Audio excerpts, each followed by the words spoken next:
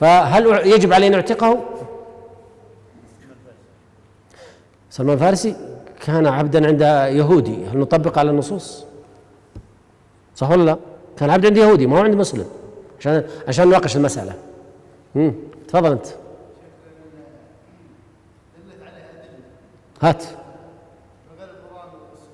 هات المشايخ ينتظرون. ما في. على كل حال لو تتبعنا العبيد الموجودين في عاد عرفت تتكلم، هذه إلماحة وإيماءة إلى إيقاف الدرس. طيب، فكاتبوهم إن علمتم فيهم خيرا. وجد عبيد كثر ومعروفون بأسمائهم في عهد النبي صلى الله عليه وسلم وهم صحابة، وكانوا عند أسيادهم ولم يعتقهم أسيادهم، ولو كان واجبا لانكر النبي صلى الله عليه وسلم ذلك، مثل الإيماء، مثل العبيد، مثل زوجات أمة النبي صلى الله عليه وسلم التي عنده، مثل غيرهم. ستجد أن في عبيد كثر موجودون وفيهم خير، ومع ذلك ما ألزمهم النبي صلى الله عليه وسلم بالإعتاق أو بالكتابة. ومثال الإباحة وإذا حللت فاصطادوا، لو قلنا أنها واجبة ما الحل؟ 2 مليون 3 مليون الحجاج اللي في مكة إذا انتهى الحج كلهم يطلعون للصيد، صح ولا لا؟ وإذا حللتم فاصطادوا. أنا تحللت يوم العيد ولبست ثيابي، أو تحللت يوم 11 مثلا طفت الإفاضة ورميت الجمار وحلقت رأسي ونحرت هدي ولبست ثيابي، خلاص ما عاد باقي لا أرمي، خلاص يلا أخرج أدور لك صيد وسده. وإذا حللتم فاصطادوا. مشكلة؟ تخيلوا أنها واجبة، لكن هناك صارف. أيوة شيخ. لأنه جاء أمر جاء بعد نهي. أحسنت، وهذه بناقشها إن شاء الله في اللقاء القادم إن شاء الله تعالى. طيب، وقد أجمعوا على عدم وجوب الكتابة والصيغة. إذن هذه أيضا صارف، هذه صارف اللي هو الإجماع. والإجماع دليل ولا ما هو دليل؟ دليل. إذن القاعدة الأولى الأمر يقتضي الوجوب ما لم يصرفه صارف. الآن لنا بعد صلاة العشاء لنا ساعة ونصف، صح ولا لا؟ وقبل العشاء ساعة ونصف. نقف هنا، وأحب أن أنبه إلى أننا أتوقع أننا لن نستطيع أن نختم الكتاب في إيش؟ في يومين، يعني يوم غد يمكن نأخذ 5 6 صفحات 7 صفحات ما أدري. وكنت أفكر وأتأمل وأقول إيش رأيك أنك في البداية تشرح لهم وكذا وتمشي شوية عشان المنهجية والتعودون على المنهجية، وبعدين في آخر اليوم الثاني نجرد الكتاب حتى نخلصه، فنأخذ بركة الدرس وبركة الكتاب. أو أننا نبقى على هذه الطريقة وسيفوتنا جزء من الكتاب، ونطلب من المكتب التعاوني أن يوفر لنا بعد 2 3 أسابيع يعمل لنا أيضا دورة لمدة يومين نكمل بها الكتاب. الأمر لكم، ماذا تريدون؟ الذي يريد أننا نختم بكرة يرفع يده. شكلك بتسافر. طيب، الذي يريد أننا طيب، الحمد لله والصلاة والسلام على رسول الله. بعد قلنا العبادات صلاة المغرب أداها صحيحة برئت ذمته، أداها خطأ بقيت في ذمته. المعاملات أداها صحيحة، خلاص أنت تستخدم السيارة وأنت تأخذ الفلوس استخدمها. باطلة لا، ما يجوز لك تستخدم السيارة، ما هي ملكك، لا زالت ملك الأول. والفلوس لا تستخدمها أنت لأنها ليست في ملكك، لا زالت ملك من؟ الأول. طيب، نقدر نخرج بعبارات أخرى غير هذه العبارات اللي قالها المؤلف؟ ما يسقط بها، ما تبرأ بها ذمته، ما يسقط بها القضاء، هذا تعريف. وهذا قال بعضهم. هنا ما لا تبرأ ذمته وما لا يسقط بها القضاء. هنا في المعاملات المالية ما يترتب عليها أثرها. إيش معنى يترتب عليها أثرها؟ خلاص يقدر يستخدم السيارة هذا، وهذا يستخدم الفلوس. ما لا يترتب عليها أثرها، صاحب السيارة الأول تبقى سيارته معه، ما يعطي هذاك، والبيع باطل. إذن ترجع السيارة صاحبها وترجع الفلوس إلى صاحبها، إذن لا يتعلق بها أثرها. واضحة هذه المسألة؟ هذه الأحكام المقصود بالصحيح والباطل ليس في وقت الحكم الشرعي. وقت الحكم الشرعي مباح وحرام، لا، بعد الحكم الشرعي. خلاص. ما جعل المؤلف يقول ما يتعلق به النفوذ ويعتد به. يعتد به شرعا. فالعبادات صلاة المغرب التي صلاها صحيحة معتد بها شرعا ولا لا؟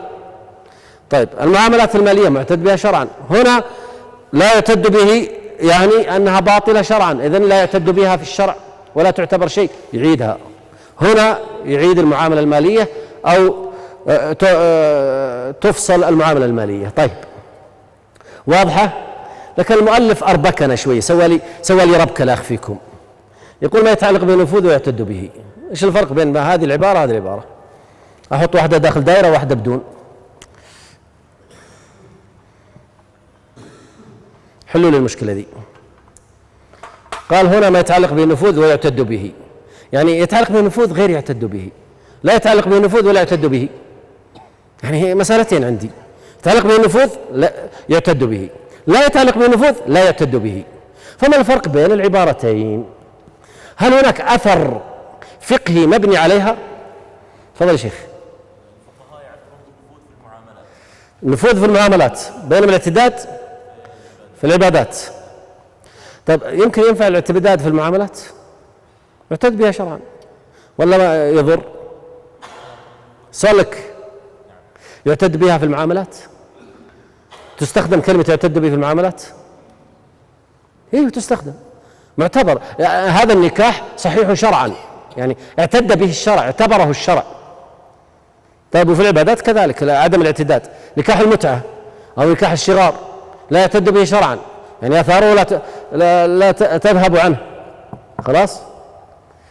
بناء على هذا الكلام اللي قلته لي، بناء على الكلام اللي تحاورت أنا وياك فيه، ما لها داعي يتعلق بالنفوذ ولا يتعلق بالنفوذ، ما لها داعي.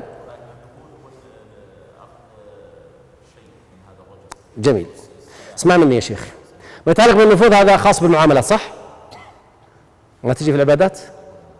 تجي في العبادات يتعلق بالنفوذ، يعني نافذ الحكم الشرعي فيها.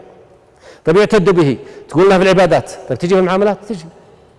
هذه تجي هنا وهذه هذه في الثنتين وهذه في الثنتين تجي. فيكون ما يتعلق بالنفوذ ما لها داعي. ايش رايكم؟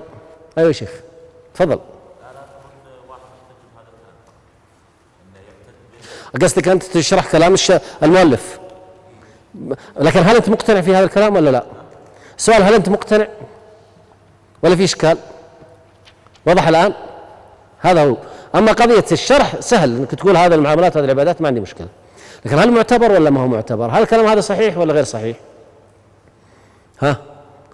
جواب آخر؟ ايش رأيكم؟ شكلكم ساكتين. على كل حال ليظهر لي والله أعلم أن عبارة ما يتعلق بالنفوذ ولا يتعلق بالنفوذ ما لها داعي، يكفي ما يعتد به شرعا وما لا يعتد به شرعا.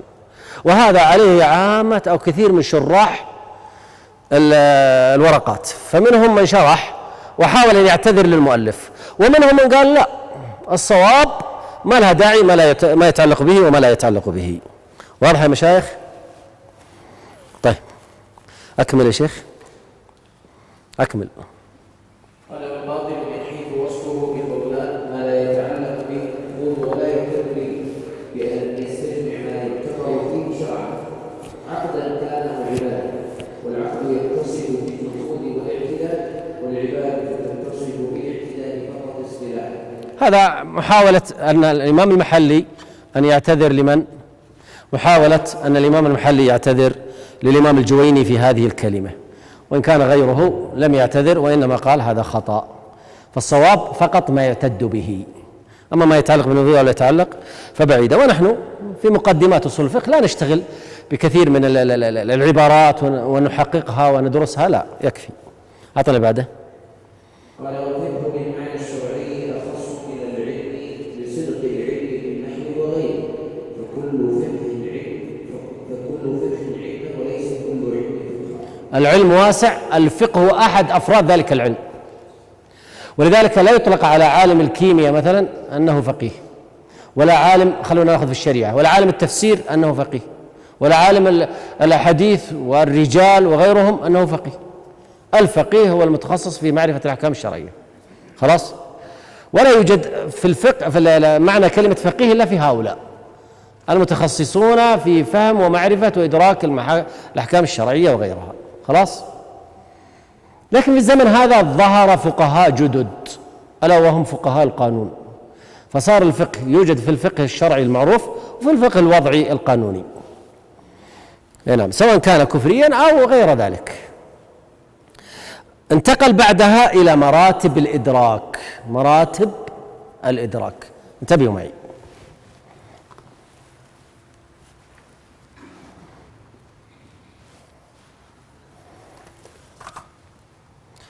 مراتب الإدراك يا مشايخ، تفضل.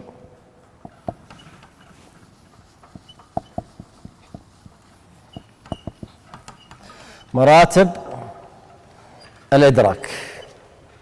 المرتبة الأولى العلم، المرتبة الثانية الظن، المرتبة الثالثة الشك، والمرتبة الرابعة الوهم. طبعا ما بعرفها تعريف الأصوليين، هو عرفها تعريف الأصوليين، لكن أنا سأعرفها لكم أو أعطيكم طريقة سهلة توضح لكم ما معنى الأربع الكلمات هذه. انتبهوا معي. لا، الجهل لا، الجهل هنا عكس. خلاص يا مشايخ، العلم يمثل بالنسبة المئوية 100%، الظن 80%. طبعا فيه هنا بين العلم والظن غالب الظن، وهذا 96% 97%، لكن خلونا في هذه الموجودة. الشك 50%، الوهم عكس الظن 20%. هذه مراتب الإدراك أو النسب. هنا ما معنى كلمة العلم 100%؟ علمك بوجود الله عز وجل كم نسبته؟ 100%، هذا علم. علمك بأن الصلوات 5 وكلها واجبة ال5، هذا ايش اسمه؟ هل شك 1%؟ لا. علمك بوجود الملائكة، علم، صح ولا لا؟ فيسمى كل هذا علم. ولذلك بعضهم يسميه العلم، بعضهم يسميه الاعتقاد الجازم. ايش معنى الاعتقاد الجازم؟ يعني 100%، ما عندك شك 1%. لو شككت 1% تنزل إلى غلبة الظن. مثلا القاضي يحكم على رجل بالقصاص، خلاص، هل هذا علم؟ يعني هل هو علم عند القاضي بأن فلان قتل فلان؟ لا، لأن أمامه رجل أول مرة يشوفه، دخل في المحكمة، اعترف أمام القاضي، يمكن كذاب، يمكن يريد أن يحمي أخاه من القصاص ولا أخوه اللي قتل، يمكن أن عليه شهود 10 شهود، ويمكن الشهود 10 كذابون، فعنده نسبة غلط، نسبة 5% 4%، ومع ذلك حكم بغلبة الظن في القصاص، لم تصل لدرجة العلم. أما هذه القضايا في قضايا علمية، واضح يا مشايخ؟ طيب، الظن غالب الأحكام الشرعية أحكام ظنية. فلو سألتني مثلا إيش حكم، مثلا نختار أي مسألة، مثلا حكم النكاح المتعة اللي قلتها قبل شوية حرام وباطل، طيب ليش؟ الحكم هذا أطلقته بنسبة كم؟ ظن. ولذلك غالب الأحكام الشرعية أقدر أقول لك 95% 96 99% من الأحكام الشرعية ترى أحكام ظنية. مثلا الطهارة لمن يريد الطواف يرى أنها واجبة أو سنة، فيرى أنها واجبة مثلا، فيقول هي واجبة. طيب علم ولا ظن؟ ظن، ما وصلت درجة العلم، ما يمكن أنها سنة، الخلاف فيها قوي، زي ما ذكرت لكم صلاة الجماعة إلى آخره. الشك تساوي الأمرين، فعلها 50%، لا ما فعلها 50%. مثل واحد جاء يريد أن يصلي الظهر، أنا أحدثت، والله ما أدري، يمكن أنا على وضوء، لا. طب كم نسبة أنك أحدثت وكم نسبة أنك على وضوء؟ 50% 50%، متساوي عندك. هذا اسمه ماذا؟ الشك. الشك التساوي 50% 50%. الوهم عكس الظن. فإذا كان الظن، أنا مثلا أعطيكم رأيي، مس المصحف لابد له من الوضوء، هذه بنسبة 80% في نفسي، أنا مدرك هذا بنسبة 80%، وعندي وهم فيها بنسبة كم؟ 20%، أنه لا يشترط لمس المصحف الوضوء، وعليه بعض العلماء، في علماء قالوا أنه سنة، وعلماء قالوا أنه واجب، عندما تريد أن تمس المصحف لابد أن تكون على وضوء. فمثلا أنا أرجح الوضوء، خلاص، بنسبة كم؟ 80. بعضكم لا يفهم 80 انها 80، لا، مثل هذه المسألة أنا عندي بنسبة 60% أنه يشترط الوضوء لمس المصحف، ونسبة 40% أنه ما هو لازم يتوضأ، يمس المصحف وهو محدث. عندي مسألة أخرى مثلا الطواف، أرى أنه سنة بنسبة 55%، وعكسها الوهم أنه يجب أو يشترط الوضوء للطواف بنسبة 45%. فتجد أن من داخل نفسك وأن تبحث المسألة الفقهية أنك رجحت أحد القولين بنسبة كم؟ فإن كانت النسبة عالية جدا تقول هذه بنسبة 90%. إذا والله أنك متردد وعند الخصم أدلة قوية جدا كسرت شيء في نفسك، فبدأ يضعف قيمة الترجيح في نفسك، فقد تكون 55% الظن والوهم 45%. بكرة إيش اللي يحصل؟ أن قد يزيد الوهم ينقلب ظن، ويضعف الظن ينقلب وهم في المسألة الفقهية. واضح هذه المسألة؟ ولذلك أنا جعلتها بالنسب لتسهل علينا. اقرأ.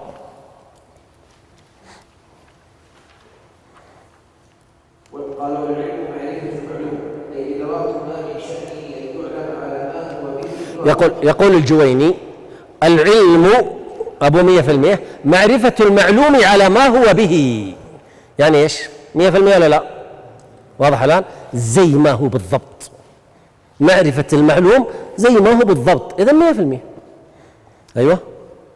كإدراك الإنسان بأنه حيوان ناطق. طبعا عبارة الفلاسفة أن الإنسان حيوان ناطق، وليس المقصود الحيوان حيوان يعني بهيم، لا، المقصود الحياة، أن الإنسان حي، فقالوا الإنسان حيوان ناطق. إيش معنى ناطق؟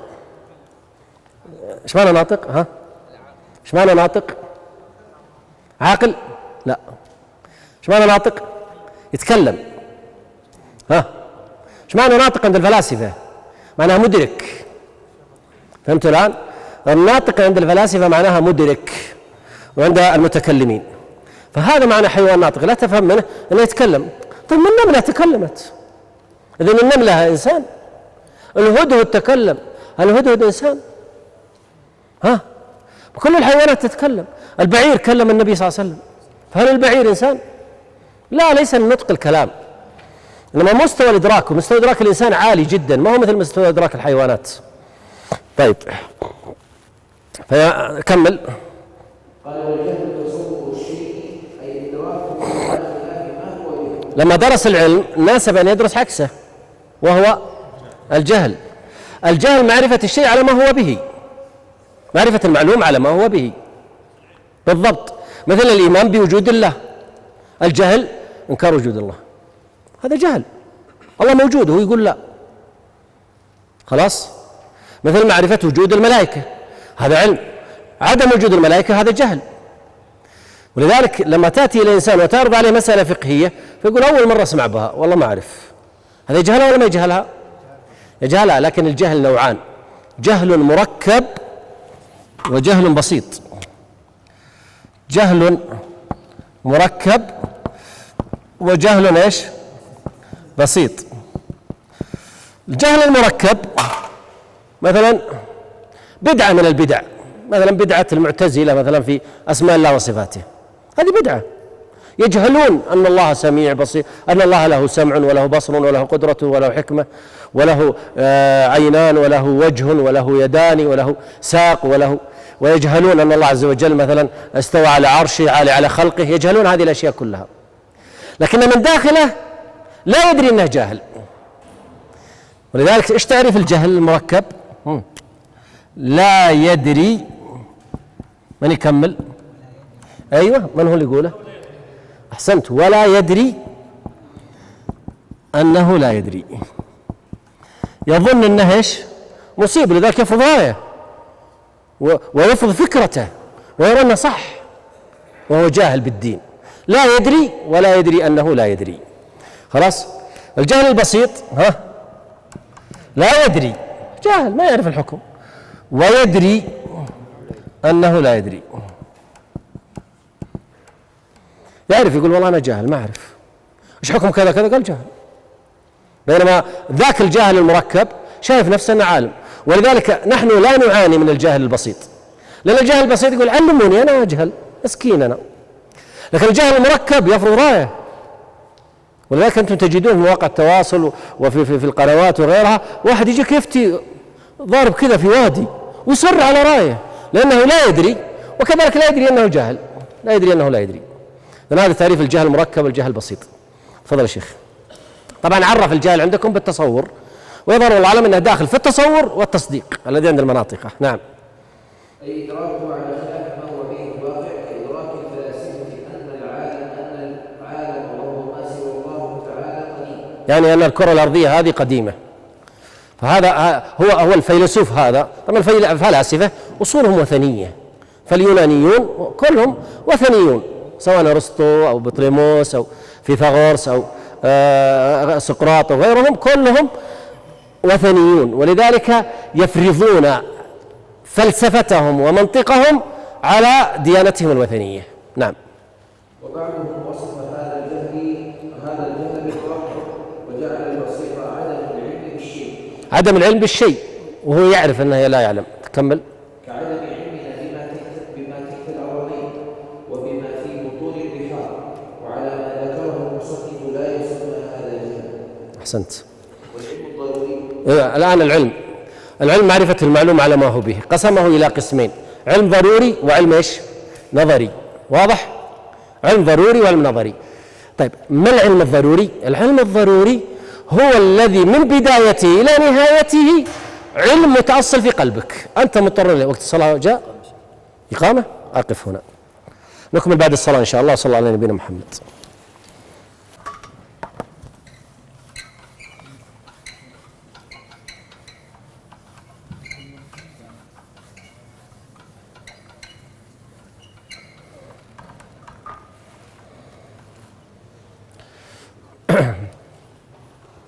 الحمد لله والصلاة والسلام على رسول الله. ثم بعد نكمل. العلم الضروري طبعا هو تكلم عن العلم وضده ليش؟ الجهل، ثم تحدث عن أنواعه وهو نوعان: علم نظري وعلم ضروري. نبدأ بالعلم الضروري. العلم الضروري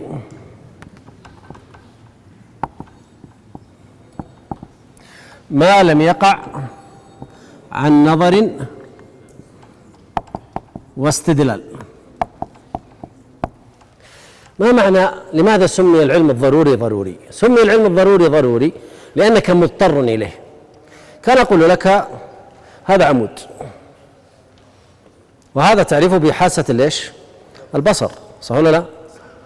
عندما تتذوق شاهي مثلا أو عصير تقول هذا حالي، بذائقة ليش؟ بذائقة الطعم مثلا، وهكذا. فتجد أن الحواس الخمس تضطر إليها اضطرارا. لما تسمع صوتا جميلا في القرآن مثلا تقول هذا صوت جميل في قراءة القرآن أو متقن القرآن، فهذا تعرفه بليش؟ بحاسة السمع. فهذا اسمه العلم الضروري، أنت مضطر إليه. ويضيف بعضهم عليه المتواتر. على كل حال العلم الضروري ما لم يقع عن نظر واستدلال، غصبا عنك تعرفه من البداية، ولا يحتاج عندك انك تقعد تفكر تدرس تنظر، يهجم الى قلبك هجوما. هذا اسمه العلم ليش؟ اذا العلم الضروري تضطر اليه، يهجم الى قلبك هجوما بلغة العامة غصبا عنك، ولا يحتاج الى انك تثبته بالدليل. هذا عمود يحتاج ان نثبته بالدليل؟ يحتاج؟ مثل ما ندرس مثلا لما كنا في الابتدائية 5 زائد 5 تساوي كم؟ 10. تحتاج إلى نظر واستدلال إلى آخره؟ لا، هي قضية تهجم إلى النفس مباشرة. إذن العلم الضروري ما لم يقع عن نظر واستدلال. خلاص. لما قال العلم الضروري، لما قسم العلم إلى نوعين: علم ضروري وعلم نظري. خلاص. أتى بالتعريف فقال العلم الضروري ما لم يقع عن نظر واستدلال. إيش يحتاج؟ طيب وش النظر؟ وش الاستدلال؟ فنحتاج إلى أن ندرس النظر والاستدلال، فدرس النظر ثم درس ليش؟ استدلال. بس ما درس أول شيء العلم الضروري النوعين، النوع الأول العلم الضروري والنوع الثاني العلم ليش؟ النظري. العلم النظري يحتاج إلى تأمل وفحص ووصول إلى نتيجة، ويحتاج إلى دليل، فيحتاج إلى تأمل هذا النظر، ويحتاج إلى دليل هذا بحسب أوجه الدلالة سواء الأدلة العقلية أو الأدلة ليش؟ الشرعية. واضحة معي يا مشايخ؟ طيب نرجع مرة ثانية. العلم الضروري أنت تعرفه وتؤمن به بدون أي نظر ولا استدلال. فهل، وهذه ما هي موجودة في الكتاب أقولها لكم باب الفائدة، فهل علم الله علم ضروري؟ نعم، ما يحتاج لا نظر ولا ايش؟ ولا استدلال. توافقونه؟ توافق أنت؟ طيب غيره؟ من يوافق يرفع يده كذا ولا نص يد يعني قابلين راضين، هذا نص يد يلا. ها غيره؟ يعني الله مضطر إلى هذا. ها انتبهوا، العلم الضروري لا يقال لله، الله عز وجل له علم يختص به سبحانه وتعالى، لا يضطر إلى شيء سبحانه وتعالى. أنت مضطر لأن غصبا عنك لابد أن يهجم على قلبك مباشرة، فهل تقول هذا لله؟ لا. فعلم الله لا يختلف تماما عن علم البشر، فالمقصود هنا هو علم البشر، علم ضروري تضطر إليه، وعلم نظري يحتاج إلى نظر واستدلال. أما علم الله فيختلف. وضحت هذه المسألة؟ نرجع مرة ثانية لأن قد يأتي في النفس وأحببت التنبيه عليه. العلم الضروري ما لم يقع عن نظر واستدلال. جزاك الله خير، وش النظر وش الاستدلال؟ كمل اقرأ من جديد العلم الضروري.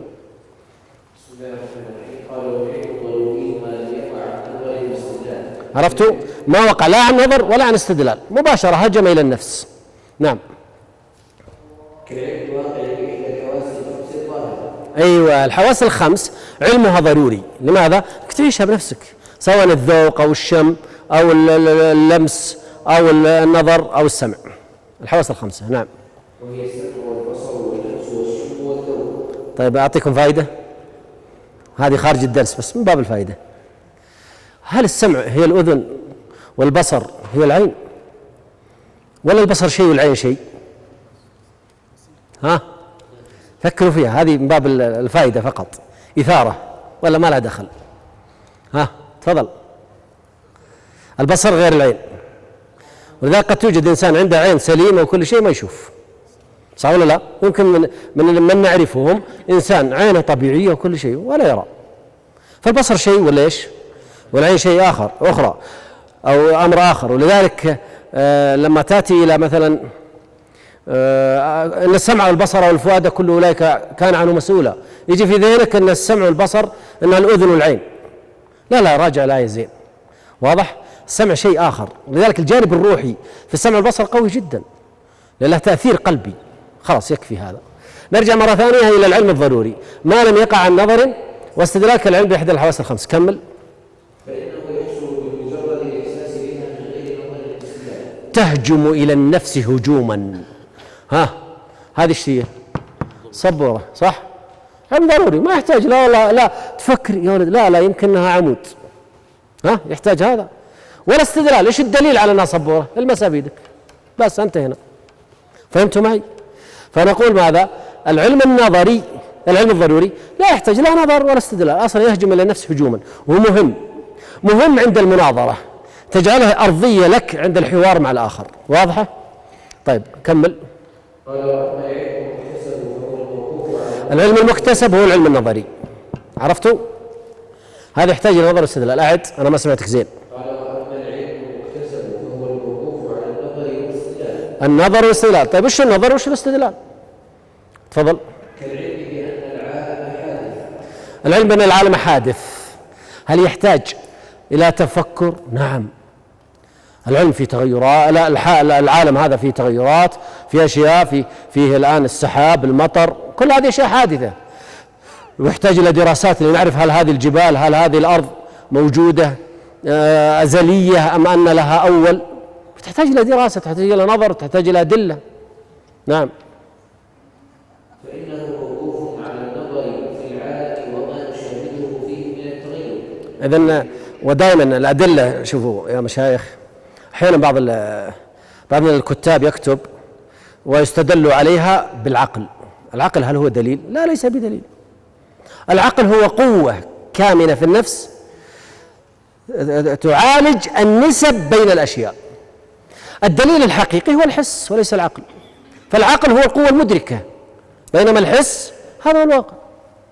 هذا عمود، استخدم عقلي في معرفة أن لهذا العمود أول مثلا، فهو قوة مدركة وليس دليلا مستقلا. طبعا فيها خلاف. نعم. فينتقل بالتغير إلى حديث. والنظر هو الفكر في حال. أيوة، إيش سوى الآن؟ انتهى من تعريف العلم الضروري والعلم الإيش؟ المكتسب النظري، صح؟ لكن في كلمتين موجودة جوة التعريف ما هي واضحة، كلمة نظر وكلمة إيش؟ استدلال. اقرأ. والنظر هو الفكر في حال المنظور فيه ليؤدي إلى المطلوب. هو الفكر في حال المنظور فيه. عرفتوا؟ إذن عرف النظر بأنه إيش؟ الفكر، التفكر والتأمل. إذن يحتاج أن يعرف إيش؟ الآن في التعريف الجديد الفكر. عرفتوا؟ يقول النظر هو الفكر في حال المنظور فيه. صح ولا لا؟ طيب وش الفكر؟ وكذا نتسلسل إلى ما لا نهاية. وضحت هذه المسألة؟ فهو لما عرف أراد أن يعرف داخل التعريف، فقال النظر هو الفكر، التفكر والتأمل في حال المنظور فيه. طبعا التعريف هذا فيه خطأ بسيط. طلعوا على السبورة، ما هي موجودة على الكتاب المذكرة. في خطأ. ها مشايخ؟ ها؟ لا، الفكر هو النظر هو الفكر في حال المنظور فيه. عرف النظر بأنه الفكر في حال المنظور فيه. تعرف هذا فيه خطأ بسيط. تفضل. ها؟ لا، صحيحة. أيوة أنت يا شيخ. في المنظور. يا سلام عليك يا أمير، ممتاز. في إيش؟ في كلمة المنظور. هنا الآن نريد أن نعرف النظر، قال المنظور، فأتى بلفظة المعرف في التعريف. وهذا يستلزم ماذا؟ إذا قدرت تكملها شيخ، يستلزم الدور. أحسنت، يستلزم الدور. خلاص واضحة؟ فنقول ماذا؟ ما تأتي أبدا عندما تريد أن تعرف، فلا تأتي بالمعرف جوة التعريف. وش الفائدة؟ أنا أريد أن أعرف، فأنت تأتي لي بالمعرف داخل التعريف. هذا ما هو صحيح. وهذا عليه المناطق عندما بحثوا باب الحد والرسم. طيب، ما لم يقع النظر إنه استدلال، نظر الفكر في حال المنظور فيه. إيش قال بعدها؟ ليؤدي المطلوب. طيب، لكن أعرف الفكر ولا ما عرفه؟ ها؟ لا، ما عرفه. واحد انتقل إلى مسألة ليش؟ الاستدلال. طبعا لأن كتاب بسيط فما عرفه، بينما علماء الأصول لا، عرفوا الفكر، وهو حركة العقل من المبادئ إلى المطالب ثم عودها إليها. طبعا اتركوا خلاص يكفي. إذن النظر هو التأمل والتفكر. انتهينا. استدلال. الآن بيعرف لنا الاستدلال. والاستدلال طلب الدليل. من هو الطالب للدليل؟ هل هو المفتي ولا المستفتي؟ اللي يعرف يرفع يده، ما حد يتكلم. من هو الطالب للدليل؟ مستفتي. يقول ما حكم صلاة الجماعة مع الدليل، فهذا المستفتي هو الطالب للدليل. أيوه، المفتي كيف؟ يذهب المفتي يبحث عن الدليل، إذن يطلب الدليل. إذن كلا الرجلين، المفتي والمستفتي، فالمفتي يطلب الدليل والمستفتي يطلب ليش؟ الدليل. إذن الاستدلال هو طلب الدليل، وهو أولى في المفتي أكثر منه في المستفتي. نعم. لحظة يا شيخ. قلت المستفتي قد يكون جاهلا، قد يكون جاهلا ولا يريد إلا الحكم فقط، ولذلك المفتي أولى. أحسنت. قال والاستدلال طلب الدليل يؤدي إلى المطلوب، ومؤدى النظر والاستدلال واحد. أما النظر فهو قضية نفسية، وأما الاستدلال فهو قضية عملية حركية. واضح؟ هذا الفرق بينها. نعم. فجمع المصنف بينهما في الإثبات والنفي تأكيدا. نعم. والدليل هو المشهور. لما قال كلمة الاستدلال ناسب أن يبحث ما الدليل، ناسب أن يبحث ليش؟ الدليل. أيوه. أيوة. العرب كانت تأخذ دليلا في طريقهم، والنبي صلى الله عليه وسلم في هجرته أخذ في طريقه من؟ عبد الله بن أريقط، أخذ عبد الله بن أريقط لأجل أن يدله الطريق. فالدليل عند العرب هو الذي يرشدك إلى المطلوب. نريد المدينة، قال من هنا، فدلهم عليها. إذن الدليل هو ليش؟ المرشد المطلوب. ونحن كيف نعرف أحكام شرع الله عز وجل؟ من خلال الدليل، وهو القرآن وليش؟ والسنة. فالقرآن والسنة أرشدتنا إلى المطلوب. نعم. لأنه علامة عليه. عدا هذه في الأمارة، ولا الفرق بين الأمارة والدليل؟ امشي. والظن تجويز أمرين أحدهما أفضل من الآخر عند الوجود. شفتوها هذه 80%. شيخ عاطف هنا خلاص 80%. ايش معناها 80%؟ تجويز أمرين، يعني يجوز الوجوب ويجوز الإباحة، يجوز الوجوب ويجوز الندب، يجوز السنية ويجوز البدعية، لكن غلب على ظني الإباحة على التحريم، غلب على ظني البدعية على السنية. عرفتوا؟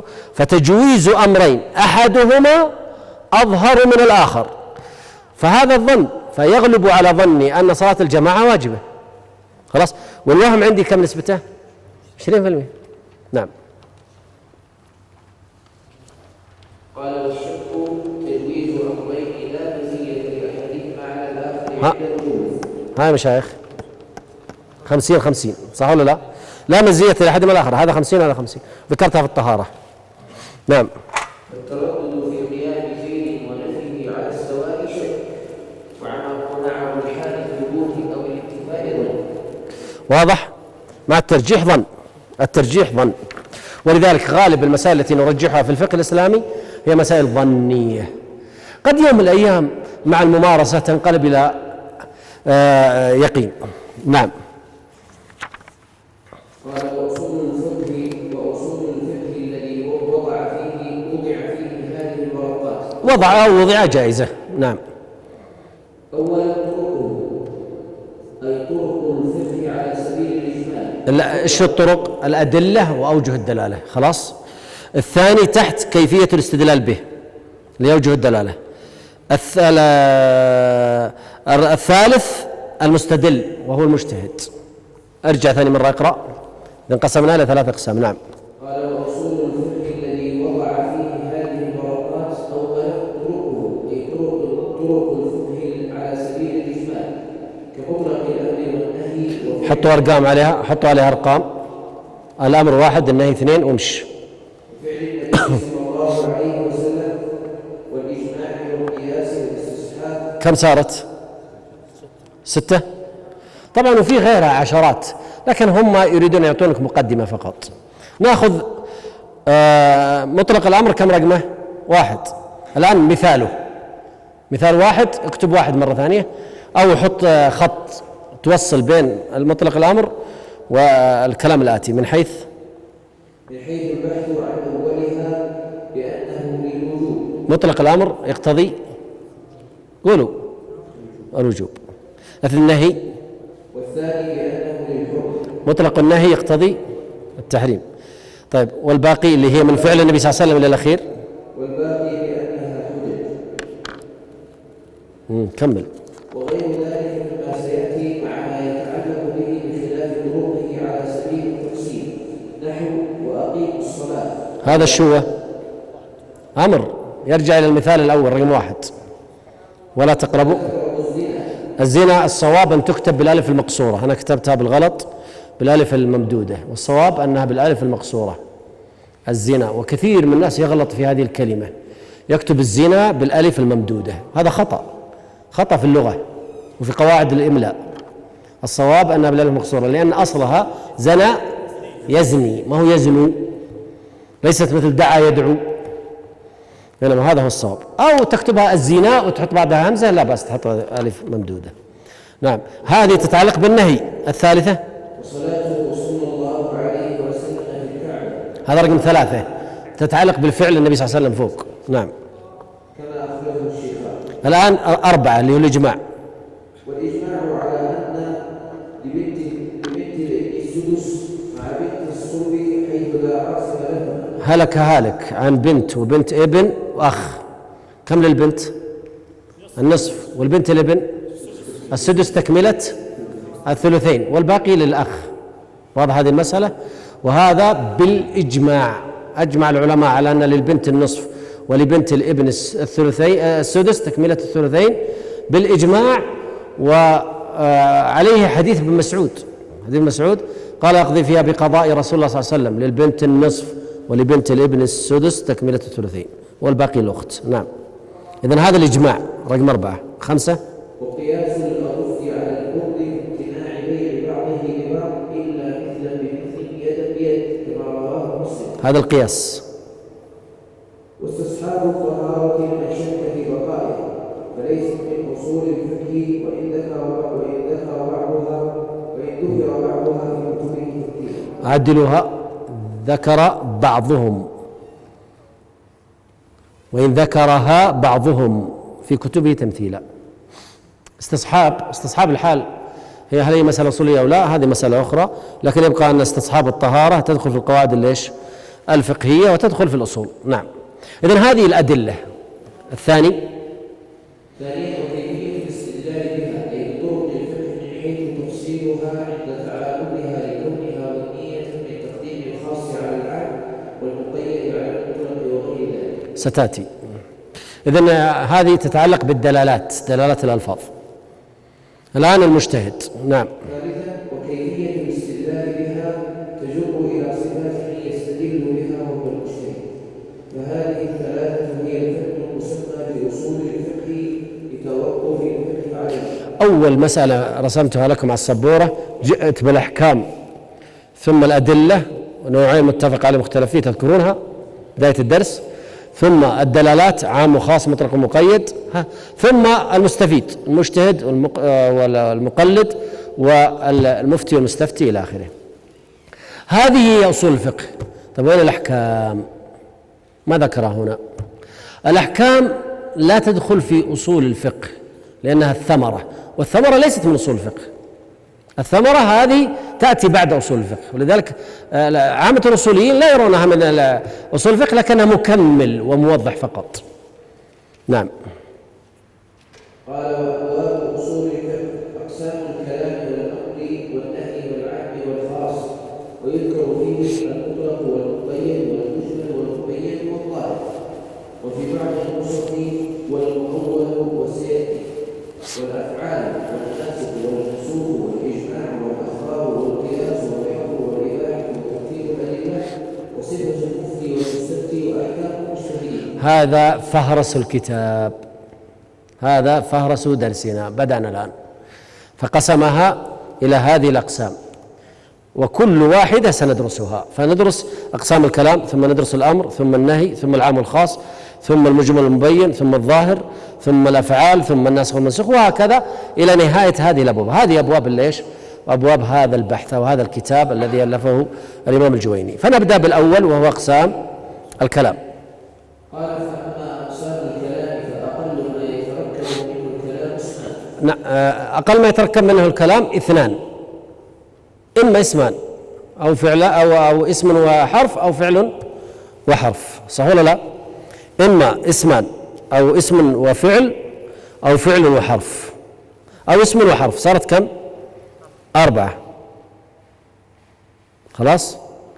ولم يذكر الفعلين ولا الحرفين. أما الحرفين فلا تأتي في اللغة، وأما الفعلان فلا بد لها من مقدر أو تقدير، فتجدها 4 كلمات وليست كلمتين. فأقل الكلام ما يتركب من 2. نعم. فأقل ما يتركب منه الكلام اسمان نحو زيد قائم. طبعا من باب الفائدة، علم أصول الفقه علم تجميعي. يروحون للفقه للنحو يأخذون باب، يروحون للبلاغة ويأخذون باب، يروحون للقرآن وعلوم القرآن ويضعون باب، يروحون لكتب مصطلح الحديث ويضعون باب، يروحون لعلم المنطق ويضعون باب، ثم جمعوها وكونوا منها علم أصول الفقه. فتجد أن علم أصول الفقه قد أخذ من كل علم بشيء وجمعها كالثقافة في عصرنا هذا. فهذا هو طريقة علم أصول الفقه. لكن أي باب يأخذونه الذي يتعلق بالأحكام الشرعية وما يتعلق بها. وضحت هذه المسألة؟ نعم. فنبدأ أول شيء بأقسام الكلام. هذا الكلام في كتب النحو، ولا داعي أن يقال في كتب إيش؟ أصول الفقه، لكنه ذكر لأن مبنى الأحكام الفقهية على القرآن والسنة، القرآن والسنة بلسان عربي مبين، فتحتاج إلى النظر في اللغة لأجل أن نفهم الأحكام الشرعية. ومن باب الفائدة أعظم ما يفكك لك باب الأحكام الشرعية هو معرفة اللغة، فمن أتقن اللغة سهل عليه التفسير والحديث والعقيدة والفقه. نعم. زيد قائم، زيد مبتدأ وقائم إيش؟ خبر، وكلاهما اسم ولا فعل؟ اسم. أيوه. أو اسم وفعل نحو قام زيد، أو فعل وحرف نحو ما قام. أيوه، ما قام، هذه تحتاج إلى تأويل. ما قام جملة مهملة وليست مستعملة، لكنها تحتاج إلى تأويل، فنقول ماذا؟ فنقول على تقدير أن سأله رجل هل قام زيد؟ قال ما قام، فهي تحتاج إلى تقدير. نعم. أثبته بعضهم ولم يعد الضمير في قام الراجع إلى زيد. هل قام زيد؟ إذن هو كالتالي: هل قام زيد؟ قال ما قام، فعل وحرف. واضح هذه المسألة مشايخ؟ فهي مبنية على شيء سابق. أيوه. الراجع إلى زيد مثلا لعدد الظهور، والجمهور على عده كلمة، أو اسم وحرف، وذلك في النداء نحو يا زيد، وإن كان المعنى أدعو أو أنادي زيدا. أيضا يتأول. نعم. والكلام ينقسم إلى أمر ونهي. أيوة، تكملة اللي فوق، شفت الفهرس اللي فوق رجع يبينه، فقال والكلام ينقسم إلى أمر ونهي نحو قم ولا تقعد. أمر قم، نهي لا تقعد، حطوا عليه علامات أو أسهم توضح لك. إذن هذا الأول، الأمر والنهي، هذا الكلام. أيوة. وخبر نحو جاء زيد. نحن ننتظر، فإذا به داخل فقلت جاء فلان، هذا خبر. نعم. واستخبار وهو الاستفهام نحو هل قام زيد، فيقال نعم أو لا. نعم. وينقسم أيضا إلى تمني نحو ليت الشباب يعود. أن التمني يختلف عن الرجاء، أن الرجاء له أعمال، فيعمل الإنسان الأعمال الصالحة ويرجو رحمة ربه، بينما التمني هي الأماني، والأماني لا يعمل شيئا ويرجو رحمة ربه، كما قرأت في تغريدة يقول نحن في هذا الزمن نعمل عمل كفار قريش ونريد أن ندخل الجنة مثل الصحابة، هذا هو التمني. بينما الرجاء هو أن تعمل الطاعات ترجو بها دخول الجنة، لكن آخر يعمل المعاصي يرجو بها دخول الجنة، هذا هو الأماني والغرور. نعم، هذا التمني. أيوة. وعرض نحو ألا تنزل عندنا، يعرض عليه ألا تنزل عندنا، فهو عرض. وقسم نحو والله لأفعل. نعم. طبعا هذه تتعلق بعلوم اللغة. ولماذا بدأ به؟ لماذا بدأ بأقسام الكلام وعلم اللغة؟ مشايخ ليش بدأ؟ ليش ما يبدأ على طول يدخل في الأدلة القرآن والسنة، ثم بعد ذلك يدخل في دلالة الألفاظ؟ وش له من داعي يتكلم في اللغة؟ هذه الأبواب أبواب اللغة. نعم. ها؟ مبني على فهم اللغة. أبغى عبارة أدق شوية. أنت سندخل نفس كلام صاحبك؟ لا أنا فيه سبب آخر. أنت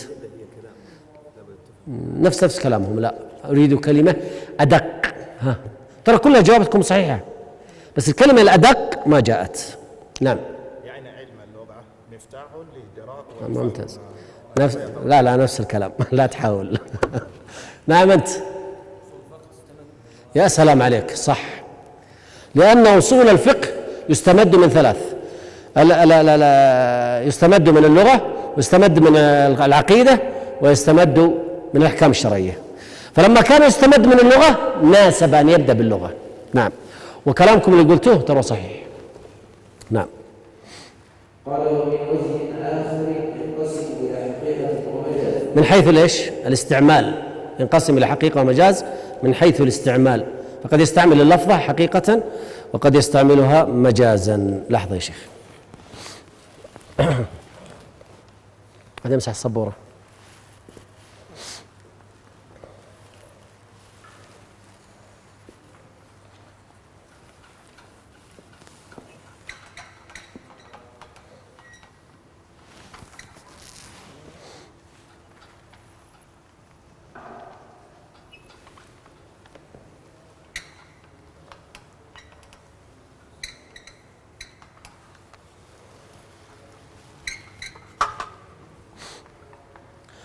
نقول الكلام ينقسم إلى حقيقة ومجاز. قبل أن ندخل في الحقيقة والمجاز ونبه إلى أن اللغة اختلف الأصوليون وأيضا أهل اللغة علماء اللغة، واختلفوا هل اللغة وضعية أو اصطلاحية. هل اللغة إلهامية أو اصطلاحية؟ فمنهم من ذهب إلى أن اللغة إلهامية. الله عز وجل يخلقنا وقد ركب فينا كما يركب فينا الفطرة، ركب فينا اللغة. ولذلك الطفل عمره 2 سنين تجد عنده من الثراء اللغوي الكثير، مصطلحات كثيرة وكلمات كثيرة بالمئات إن لم تكن بالآلاف، يكاد أن يلم اللغة إلماما وهو عمره 2 سنين، دوبه يتكلم، دوبه ينطق الحروف، وعنده ثراء لغوي، عنده مصطلحات وكلمات كثيرة. بينما لما يصير عمره 7 سنوات ويتعلم الحروف يبغى له فصل دراسي كامل علشان يعرف 28 حرف. فاللغة الأصل فيها الإلهام، وقد تكون بوحي وقد تكون بأي طريقة كانت، لا نحصرها في شيء معين. خلاص. بعض الأصوليين ذهب إلى أنها اصطلاحية، وهؤلاء خاصة من العجم والذين لم يعانوا اللغة العربية كمعاناة العرب لها ولم يعيشوها كما عاش العرب. لذلك اتجه إلى هذا المذهب المعتزلة أكثر من غيرهم. فلما جاء ابن جني والذي مات في القرن الرابع في 392 وجاء إلى هذه المسألة وبدأ يدرسها دراسة لغوية، تحير، قال والله ما أقدر، إن رجحت مذهب الاصطلاحية مشكلة، ورجحت أنها إلهامية معقولة، والرجل معتزلي ومذهب المعتزلة اصطلاحية. فتردد هو، وكأنه يحس وكأنه يميل لأنها إلهامية، لكن خاف. شيخ أبو علي الفارسي وغيرهم كانوا على مذهب ليش؟ المعتزلة. فحقيقة أنها مسألة كبيرة وشائكة، اللي قضية هل هي اصطلاحية أو إيش مبدأ، ويسمونها مسألة مبدأ اللغات. فالإلهامية يقذفها الله في قلوب الناس وانتهت، سواء بالهام أو بوحي أو بغيره. لكن المسألة إذا كانت اصطلاحية، إذا كانت اصطلاحية فلها 3 حالات. الأولى الوضع،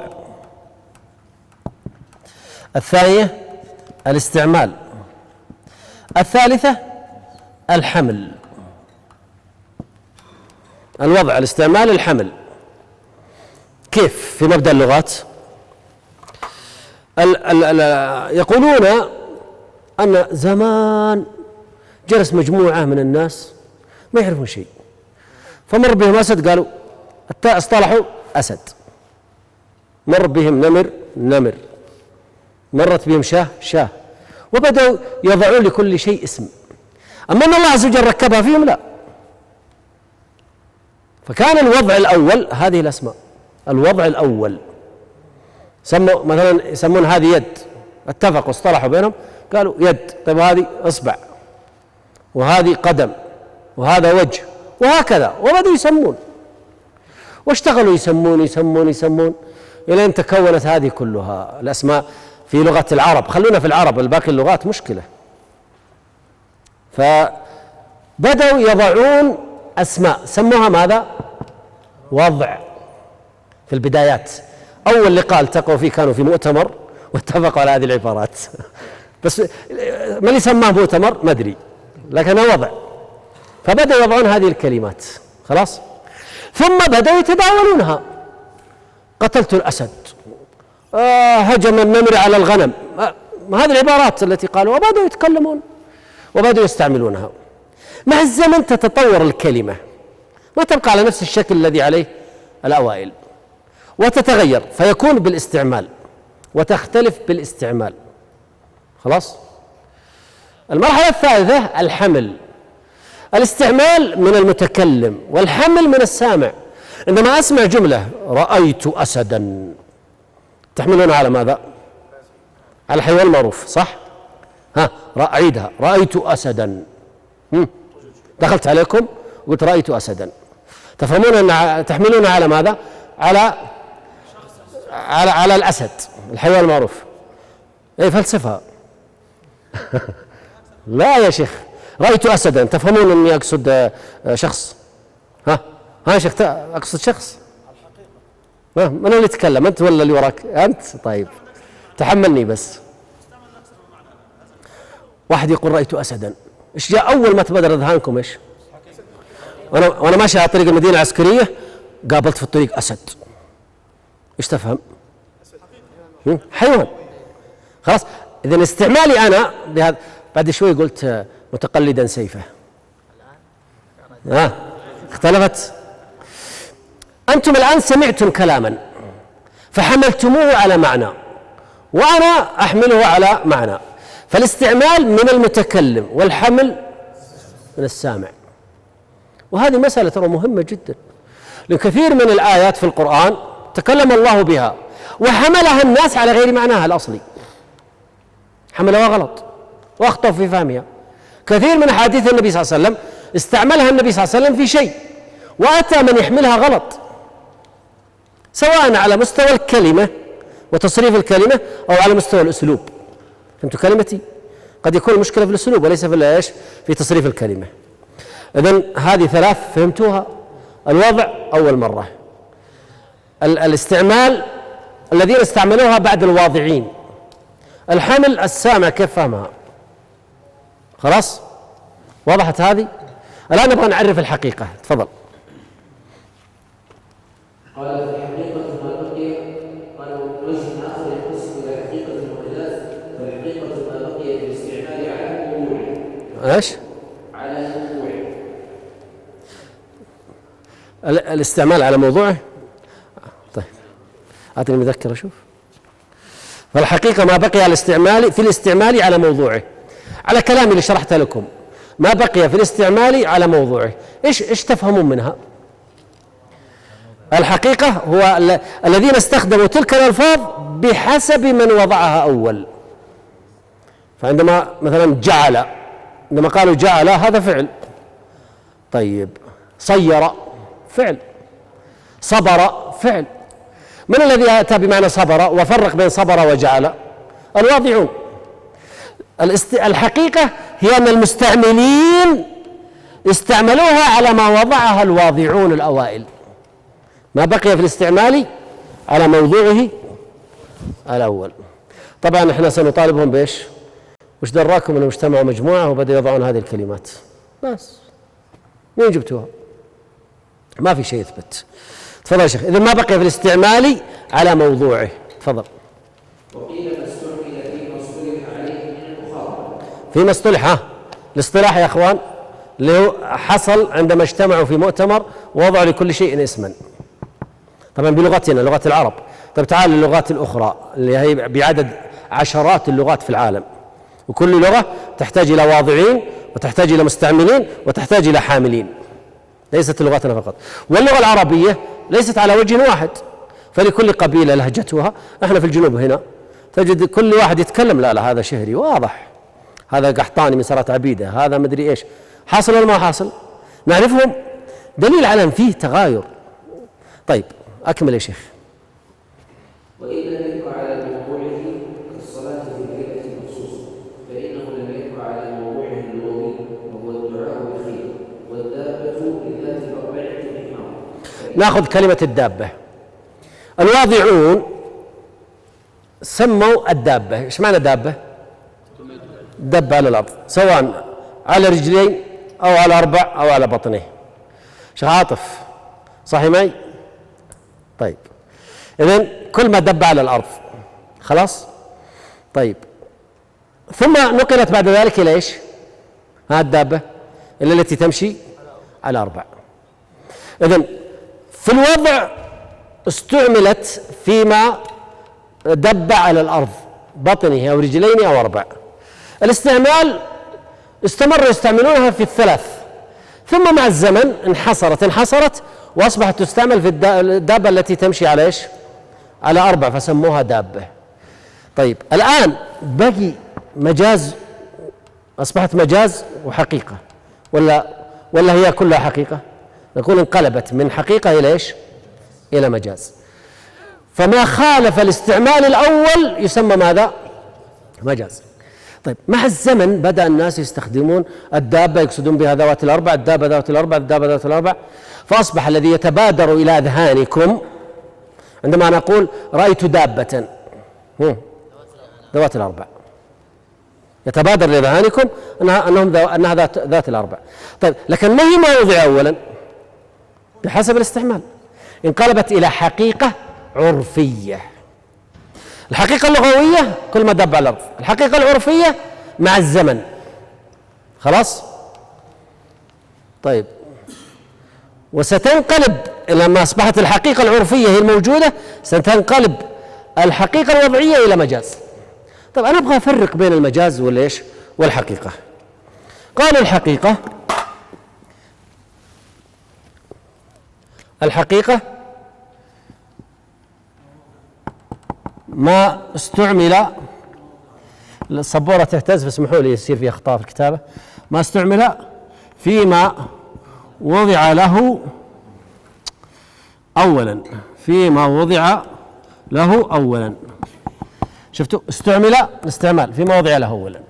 خلاص. في تعريف ثاني، الحقيقة ما تبادر إلى الذهن بمجرد أن سمع.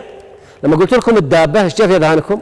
ذوات الأربع، فتبادر إلى أذهانكم، هذه حقيقة عرفية لأن حصل التبادر. فهو إما أن نقول ما استعمل في موضع له أولا، ونقول ما تبادر إلى الذهن. ما تبادر إلى الذهن حقيقة. طيب القرآن استعمل كلمة سيارة اللي هي القافلة، صح ولا لا؟ هذه حقيقة. في الزمن هذا استخدمنا كلمة سيارة، وأصبح إذا قلت لكم سيارة يجي في ذهنكم القافلة ولا السيارات الموجودة التي نستخدمها؟ عرفتوا الآن؟ فما الذي يتبادر إلى ذهنك عندما أقول جاءت سيارة؟ ايش تبادر إلى ذهنك؟ السيارة المعروفة. طب هل هي المعنى القديم؟ كانت السيارة المعروفة هذه السيارات التي نستخدمها كانت مجازا، ثم مع كثرة الاستخدام حتى تبادر إلى الذهن أن المقصود بها تلك السيارات المعروفة. إذن نقول المجاز لا يتبادر إلى الذهن أولا حتى تأتي القرينة. المجاز ما استعمل في غير ما وضع له أولا، فهذا المجاز. بينما الحقيقة ما استعمل في ما وضع له أولا أو ما تبادر إلى الذهن أو ما لا يحتمل إلا الصدق. هناك ما احتمل الصدق، ما علينا، تكفي هذه الثنتين. إذن فهمتوا هذين التعريفين ولا لا؟ ما استعمل في ما وضع له أولا هذه حقيقة، ولكن هذه تحتاج إلى إثبات. وش عرفك أنه وضع لها أولا؟ بينما هذه سهلة تبادر إلى ذهنك عندما أقول مثلا أقول الباب، يجي ذهنك الباب هذا. هل يجي في ذهنك النافذة؟ لا، يأتي في ذهنك الباب. السيارة يأتي في ذهنك السيارة المعروفة. فكل ما تبادر إلى ذهنك حقيقة، وما لم يتبادر إلى ذهنك إلا بوجود قرائن صارفة فهذا هو المجاز. واضح هذه المسألة؟ اقرأ. قال والدابة لذات الأربع كالحمار فإنه لم يبقى على موضوعه وهو كل ما يدل على الأرض. والمجاز ما تجوز أي تعدي به عن موضوعه، هذا على المعنى الأول للحقيقة، وعلى الثاني هو ما استعمل في غير مصطلح عليه من المخاطب. طيب والمجاز ما تجوز به أي تعدي به عن موضوعه، هذا على المعنى الأول للحقيقة. وش المعنى الأول؟ الاصطلاحي، تعريفها اصطلاحا. عرفتوا؟ هذا المعنى الأول. وعلى الثاني وهو إلهامية، أن اللغة إلهامية، ألهمها الله البشر في قلوبهم، هو ما استعمل في غير ما اصطلح عليه من المخاطبة. طيب والحقيقة؟ الحقيقة قسمها إلى 3 أقسام، إما لغوية وإما شرعية وإما عرفية. لكن كيف أفرق بين الحقيقة والمجاز؟ اكتب عند الحقيقة ما تبادر إلى الذهن فهو حقيقة عند الإطلاق، ما تبادر إلى الذهن عند الإطلاق فهو حقيقة. ما لم يتبادر إلى الذهن إلا بوجود قرينة هذا المجاز. فعندما أقول الصلاة، هل يتبادر إلى ذهنك الدعاء أم الصلاة المعروفة؟ الصلاة المعروفة هذه حقيقة شرعية. الصوم، هل يتبادر إلى ذهنك الإمساك وإمساك الخيل أم يتبادر إلى ذهنك العبادة المعروفة؟ عرفتوا الآن؟ إذا اتضح لنا الآن ما معنى الحقيقة وماذا تفرق عن المجاز. الحقيقة تتبادل الذهن، المجاز لا بد من وجود قرائن. نأخذ الحقيقة 3 أنواع رقموها: إما شرعية هذا 1، إما لغوية هذا 1، إما شرعية 2، وإما عرفية 3. نأخذ اللغوية. قال والحقيقة إما لغوية لأن وضعها أهل اللغة كالأسد للحيوان المفترس. هذه المسألة التي قلتها لكم قبل قليل. ذهبت إلى أبها فرأيت أسدا، إيش بيقولون الناس؟ إنه راح حيوان مفترس.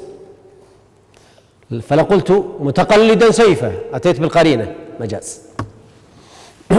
الثانية بأن وضعها الشارع كالصلاة للعباد في مخصوص. عندما أقول الصلاة، مثلا مررت بناس فقلت لهم الصلاة، إيش معنى هذه؟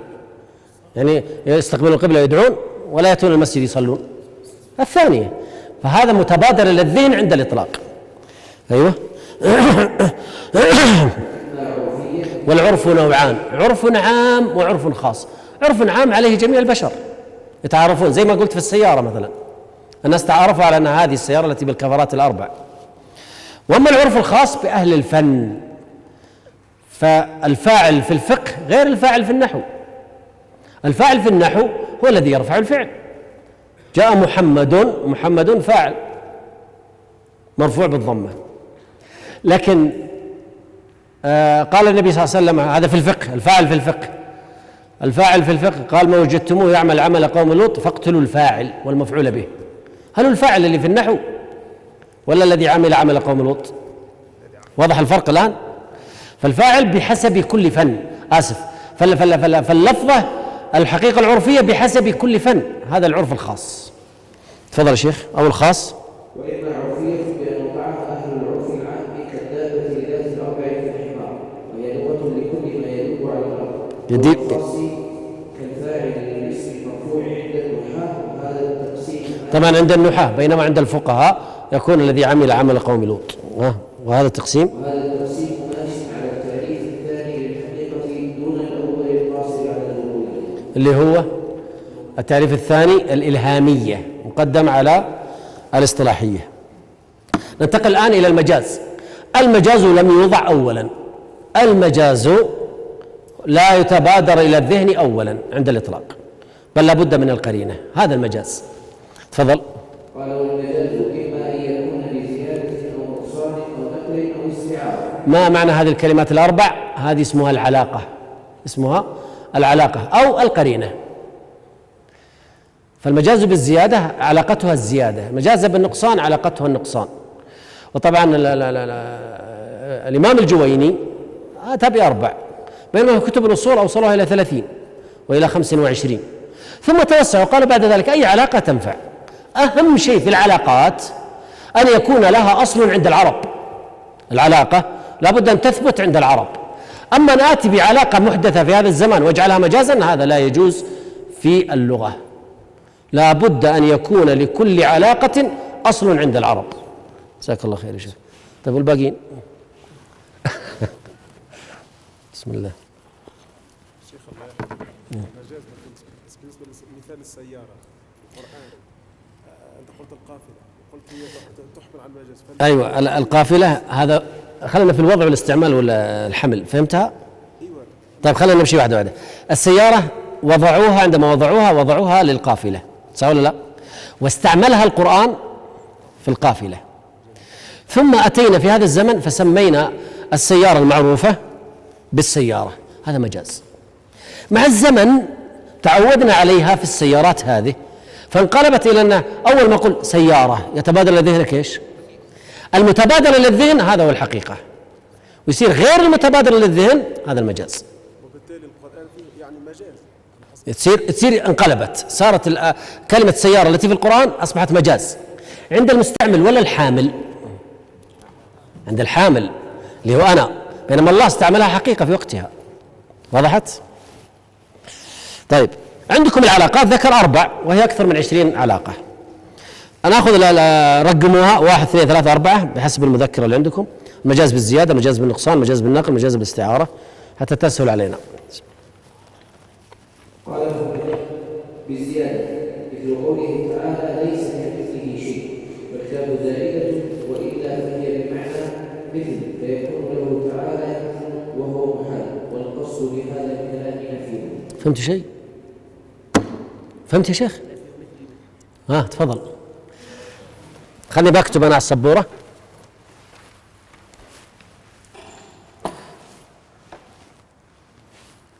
بكتب أنا على السبورة الآية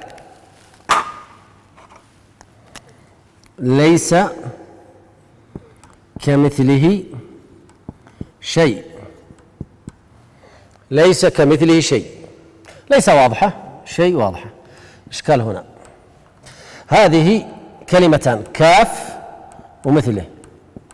الكاف هذه إيش معناها كاف؟ تشبيه، مثل، تمثيل. فيكون الآية ليس مثل مثله شيء، ليس كمثله شيء، ليس مثل مثله شيء. طيب لو شلنا هذه، لو شلنا الكاف، نقرأ الآية ليس مثله شيء. ممتاز. فش الفائدة من الكاف؟ وضحت المسألة؟ يعني لما نحذف الكاف تمشي معنا مضبوطة. طيب ايش الفائدة من الكاف؟ ما منها فائدة. فكانت الكاف زائدة وسموها مجاز بالزيادة. فهمتوا معي؟ ما نقدر نتكلم ولا نقول شيء في القرآن، فسموها ماذا؟ مجاز بالزيادة. ايش رأيكم؟ مشكلة؟ طيب وش المشكلة في انكم نجعلها مثل مثله شيء، ليس مثل مثله شيء؟ ايش المشكلة؟ فبدأوا يحللون ايش المشكلة. انت باقي بتجاوب معي؟ تفضل. اثبات المثل كيف؟ كلامك صح بس كيف؟ امسك يا معاذ.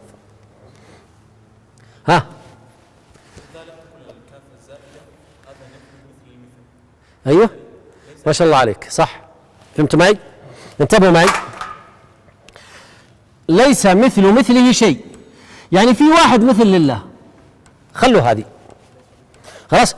في لله مثل، لله مثل، وهذا المثل ليس له مثل. الله له مثل وهذا المثل ليس له مثل. ليس مثل مثله شيء، ما قال ليس مثله شيء، قال ليس كمثله شيء، يعني ليس مثل مثله شيء، يعني في شيء مثل الله، وهذا الذي مثل الله ما له مثيل. طيب وهذا الكلام يا مشايخ حق ولا باطل؟ باطل. إذن كذا لو مشينا على نحن جعلنا الكاف مثل، يصير المعنى الآية باطل، والقرآن ليس فيه باطل. طيب شو الحل؟ الحل قالوا الكاف زائدة. خلاص. طيب جاء ناس ثانيين قالوا لا غلط هذا الكلام، الكاف ما هي زائدة، القرآن ما في زائد بدون فائدة، لا بد من معنى، لا بد من شيء يؤيدها. قالوا الآية على مثل ما هي عليه. فقالوا ماذا؟ لو تصورنا أن لله مثلا فليس لذلك المثل مثل. لو تصورنا أن لله مثلا فليس لذلك المثل مثل. لكننا مؤمن أن الله ليس له مثيل، لا في أسمائه ولا في صفاته ولا في ذاته ولا في أفعاله سبحانه وتعالى. خلاص. فكان قضية افتراضية، وكان مراد حل المشكلة، واستمرت هذه المشكلة عند المفسرين وعند الأصوليين على ما ترون. لكن كتب فيها عالم من علماء هذا العصر كلام جميل جدا، وبترك لكم إلى بكرة وذكروني بعد المغرب تناقش فيه، اللي هو محمد عبد الله دراز، هذا من علماء مصر، له كتاب اسمه النبأ العظيم، مسك لك هذه الآية وناقش الأصوليين وناقش المفسرين، قال هذا الكلام ما بصحيح. الصواب وذكر تفسيرين ورجح أحدهما. ودي أشرحها لكن بقول لا خلوها بكرة واسمع منكم. ارجعوا له النبأ العظيم، كتاب النبأ العظيم كتاب صغير مهم جدا جدا في القرآن. اقرأوا هذه المسألة.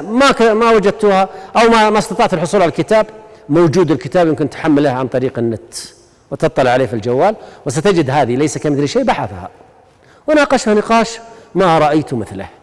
أترك لكم دراستها ليوم غد إن شاء الله. ارجعوا لها. طبعا أعرف أن بعضكم بيرجع لها وبعضكم الكسلان ما بيرجع لها وبيقول لما سألنا الشيخ عنها أن خشيت ورا خويه. لا بطلعكم خلاص، فاقرأوها جميعا. تفضل شيخ. النبي العظيم للشيخ محمد عبد الله دراز، كتاب مهم.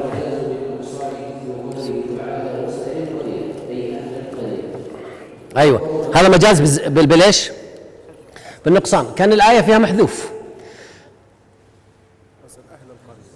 فيكون كان الآية فيها محذوف فاحتاجت إلى أننا نضيف فقلنا مجاز بالنقصان. والقرية لا تسأل. هل أنت تسأل الجدران؟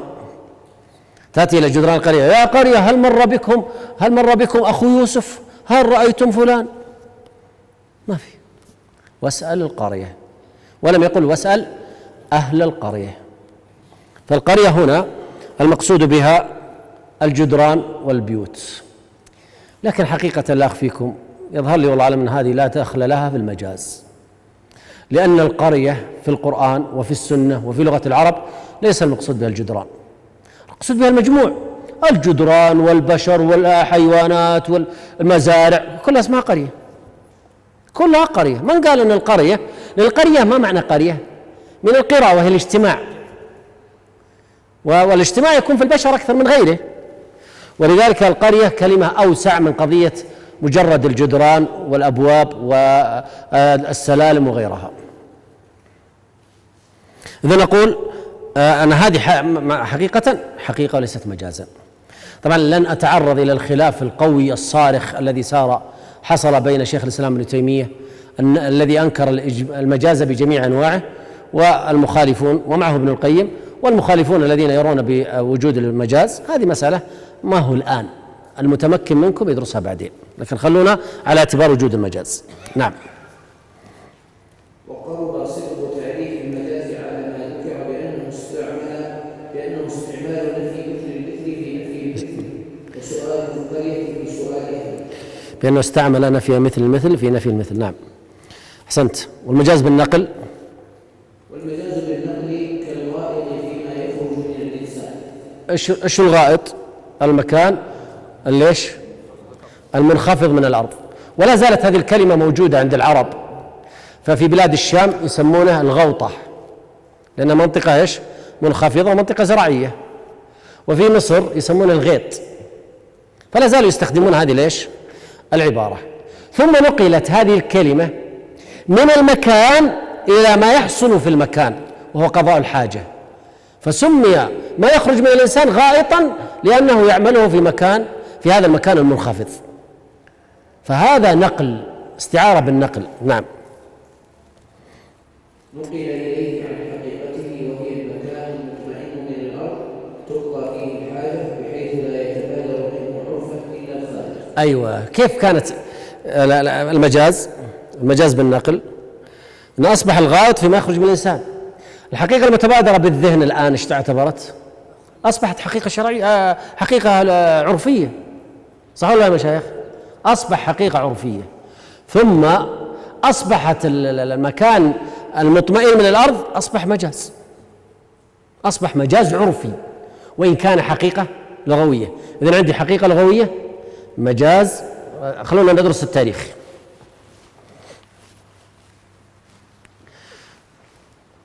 أول ما بدأنا عند الوضع حقيقة إيش؟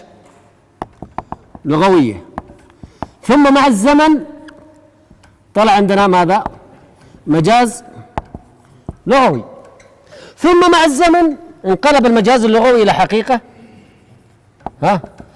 عرفية، ثم نرجع إلى هذا فيصبح هذا مجاز من يكمل عرفي، فيكون حقيقة لغوية، يكون المطمئن من الأرض اسمه غائط، حقيقة لغوية، مجاز إيش؟ عرفي. وهذا يحصل في كثير من الأشياء، زي كلمة الفاعل. الفاعل هو الذي يفعل ليش؟ الفعل، لكن الفاعل هو المرفوع بالضمة، مع الزمن أصبح حقيقة، وأصبح المجاز الحقيقة الأشياء اللغوية أصبحت مجازا عرفيا. نعم. مجاز بالاستعارة. والمجاز فأثبت للجدار إرادة، جدارا يريد أن ينقض، فأثبت للجدار ماذا؟ وحقيقة ليس في مجاز، لكن نمشي على مقال المؤلف. جدارا يريد أن ينقض يعني بدأ يميل، يريد أن يسقط، فجعل له إرادة. والجدار جماد لا إرادة له، الجدار جماد لا إرادة له. إذن فاستخدم كلمة يريد مجاز، استعارة فشبهه. ايش معنى استعار؟ اللي هو التشبيه، المجاز بالتشبيه هذا استعارة. نعم. يسقط أن يسقط تشبه ميلا إلى السقوط بإرادة السقوط التي هي من صفات الحي دون الجماد، والمجاز المبني على التشبيه يسمى استعارة. المجاز الذي مبني على التشبيه هو غالب المجاز مبني على التشبيه، فغالبه استعارة. بقي الكناية هل هي مجاز أو ليس مجاز فيها خلاف.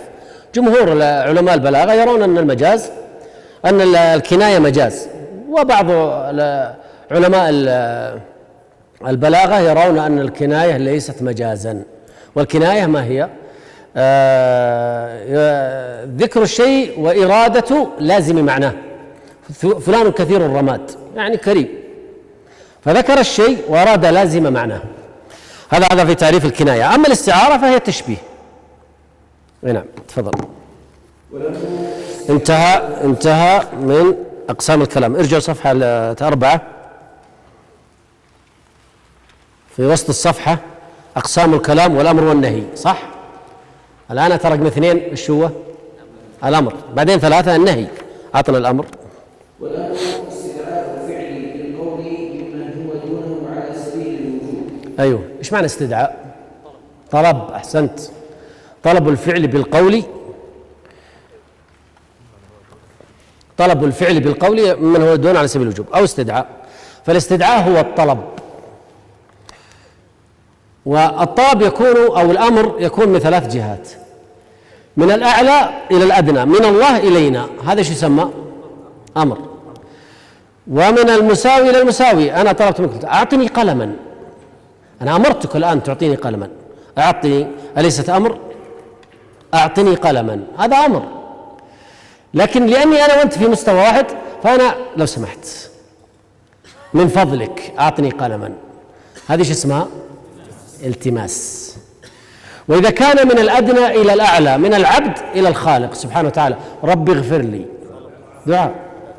فإذا كان من الأعلى إلى الأدنى فأمر، وإذا كان من المساوي إلى المساوي فالتماس، وإذا كان من الأدنى إلى الأعلى فدعاء. اسمع معي. فإن كان الاستدعاء إلى المساوي سمي التماسا، أو إلى الأعلى سمي سؤالا، وإن لم يكن على سبيل الوجوب بأن جوز الترك، فظاهره أنه ليس بأمر أي حقيقة. في الحقيقة، لكن بالمجاز يعتبر أمرا. الأمر بالندب أمر.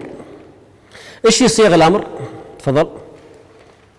وصيغته الدالة عليه افعل، نحو اضرب وأكرم واشرب، وهي عند الإطلاق والتجرد عن القرينة الصارفة عن طلب الفعل تحمل عليه، أي على الوجوب.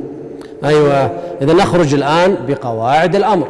القاعدة، طبعا صيغة القواعد، صيغة الأمر ذكر واحدة وترك الباقي، وإلا فصيغ الأمر كثيرة، منها قضية الاسم الفعل الدال على الأمر، مثل صح، مثل المصدر النائب عن فعله، عليكم أنفسكم، مثل أحيانا بعض الأفعال الدالة على الأمر، والمطلقات يتربصن بأنفسهن.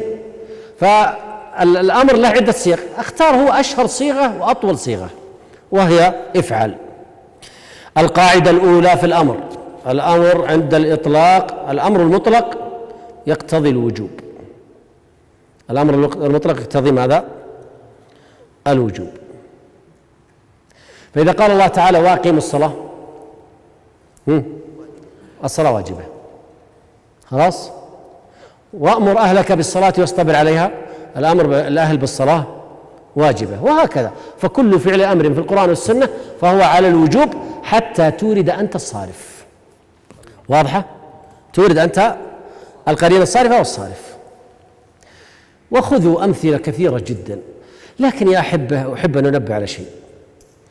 الأمر المطلق عن القرائن أو المجرد عن القرائن يقتضي الوجوب ما لم يصرفه صارف، ولا يشترط في الصارف أن يكون قرآن وسنة، قد يكون أي قرينة تصرفه من الوجوب إلى ليش؟ الاستحباب. خذ مثلا إذا دخل أحدكم المسجد فليقل بسم الله والصلاة والسلام على رسول الله اللهم افتح لي أبواب رحمتك، فليقل أمر ولا ما أمر؟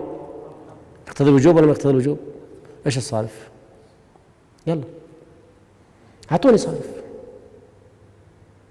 طيب ها واحد رفع ايده بعدين حك صدره جبهته انصدمت انا ها ما في.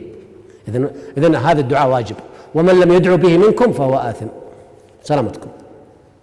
لو واحد سلم مثلا، انت دخلت واحد سلم عليك لازم ترد السلام، هذا واجب وهذا واجب. تقول هذا وهذا صعبه؟ ما في صعوبه، لا ها. وبعدين ربطه بهذه الطريقه، لا انا اريدها مجرد عن القرائن. عيت ايوه انت لم يرد هذا النص. اذا دخل احدكم المسجد قال صلى الله عليه وسلم اذا دخلكم المسجد فليقل بسم الله والصلاه والسلام على الله اللهم افتح لي ابواب رحمتك. الذي لا يقولها يأثم. ما لي دخل ولا جيبوا لي صارف. باب الحث خلاص، واقم الصلاه باب الحث على الصلاه. يلا حلها. ايوه للتاريخ السيره النبويه. خلاص ارجع يلا. هل كان النبي صلى الله عليه وسلم اذا دخل يقولها ولا ما يقولها؟ ما في شيء.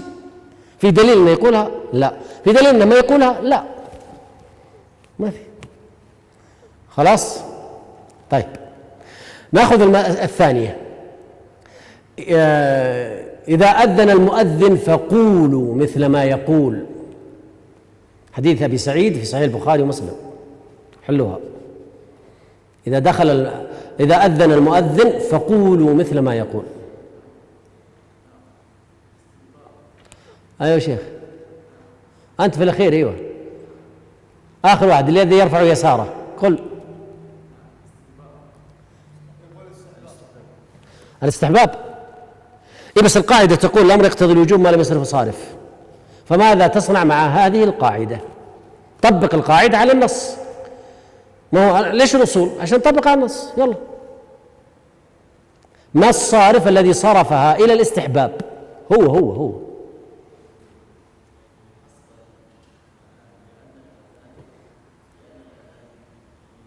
الأذان سنة. الأذان سنة؟ لا واجب. نعم الأذان واجب، ونحن الحنابلة نرى أنه واجب للصلاة وليس واجبا في الصلاة. ها عندك شيء يا شيخ؟ لا هو حتى يقول أنا خلاص أوقف.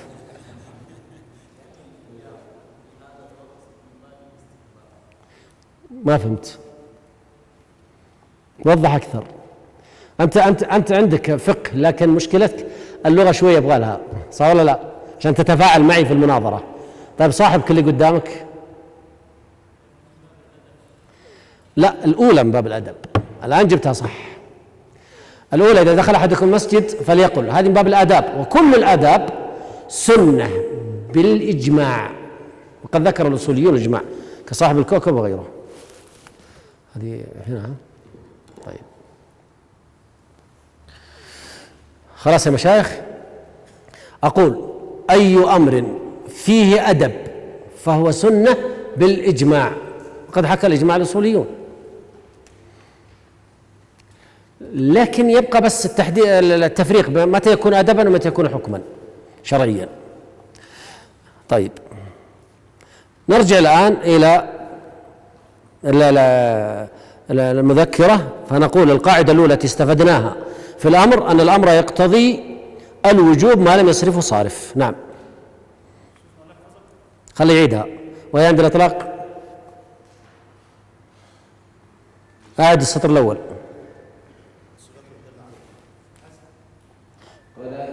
وصيغته الدالة عليه افعل احفظ وأكل واشرب، وهي عند الإطلاق والتجرد عن القريب الصارفة عن طالب الفهم تحمل عليه على الوجوب. نحو وأقيم الصلاة.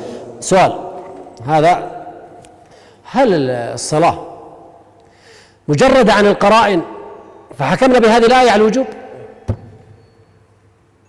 أم أن هناك قرائن تدل على الوجوب مثل العقوبة على تاركها؟ وضحت المسألة؟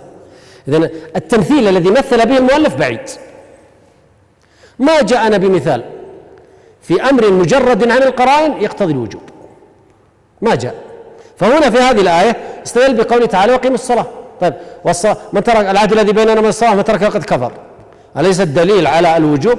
فجاءت قرائن كثيرة جدا مؤيدة للوجوب، إذن التمثيل بعيد. لكن لو مثل، يعني حقيقة لا أخفيكم من خلال دراستي للأمر يقتضي الوجوب لا يوجد ولا مثال واحد ينطبق عليها، لأن كل مثال يأتون به ستجد أن هناك قرائن تصرفه تؤيد وجوبه أو تصرفه للندب أو الإباحة، ما في. لماذا؟ تخيل الشريعة الإسلامية مثل السيل نازلة كلها كذا، وأدلة الشريعة بهذا الاتجاه، إذن لها ما يحتف بها من القرائن المساعدة لها. ولا تتصور أن يأتيك كذا نص نشاز لوحده كذا يعمل لوحده ولا يعمل من خلال منظومة الشريعة ونصوص الشريعة، لا، ما في أبدا. فقضية مجرد على القرائن في باب الأمر يقتضي الوجوب ما مع البحث والدراسة لم أجد مثالا واحدا. نعم. طيب وأقيم الصلاة إلا ما دل الدليل على أن المراد منه الندب أو الإباحة فيحمل عليه أي على الندب أو الإباحة. يا أحبة هنا يقول إلا ما دل الدليل، فبعضكم يفهم غلط، يفهم ما دل النص من القرآن والسنة، لا، الدليل قد يكون الدليل قول صحابي، قد يكون الدليل قياس، قد يكون الدليل علة، قد يكون الدليل استصحاب، قد يكون الدليل نظر في الحكم والمقاصد الشرعية. فلا تظن أن الدليل دائما أن لابد أن يكون قال الله قال رسوله، لا، قد يكون سد ذرائع، قد يكون عرف، قد يكون أي شيء آخر. فكلمة ما دل الدليل هذه هي. نعم. وكما قلت لكم أن الأمر يقتضي الوجوب ما لم يصرفه صارف، وأي صارف يغنينا. تفضل يا شيخ. مثال الندب فكاتبوه إن علمتم فيه خيرا. يعني إذا استلفت من إنسان 1000 ريال، استدنت من إنسان 1000 ريال، يا أيها الذين آمنوا إذا تداينتم بدين إلى أجل مسمى فاكتبوا. وفي هذه الآية قال فكاتبوه من علمتم فيهم خيرا. لو جاء عبدك إليك فقال أعتقني وكاتبني، والرجل خير، أنت ما تريد يعمل عندك، ما عندك حل إلا أن يعمل عندك. الآية تقول غصبا عنك كاتبه لأن فيه خير. لكن هذه الآية تحمل على ماذا؟ على الندب. لماذا؟ ما الدليل الصارف أو ما القرينة الصارفة؟ إن علمتم فيهم خيرا. طيب علمت فيه خيرا، هل أكاتبه؟ هل يجب أن أكاتبه؟ إن علمت فيه خيرا، رجل صالح، العبد الذي عندي صالح تقي وأعلمه خيرا، فهل يجب علي أن أعتقه؟ سلمان الفارسي كان عبدا عند يهودي، هل نطبق على النصوص؟ صح ولا لا؟ كان عبد عند يهودي ما هو عند مسلم، عشان نناقش المسألة. تفضل أنت.